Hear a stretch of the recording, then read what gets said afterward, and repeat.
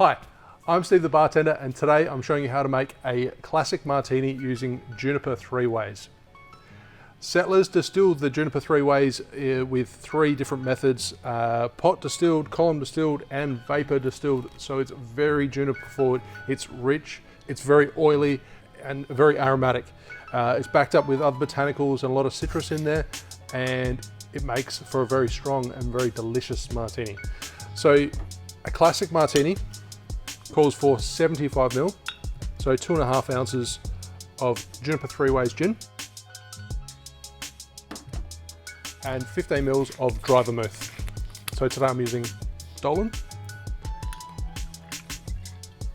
Now, if you do prefer a dry martini, then use less vermouth, or you simply rinse the ice and then drain off the vermouth, and therefore there's more gin and it's drier because there is some residual sugar in the dry vermouth. Then add a dash of orange bitters.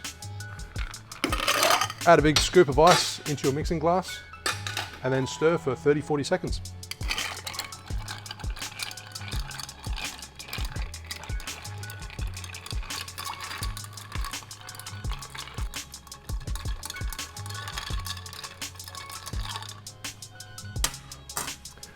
Now make sure you pre-chill your cocktail glass.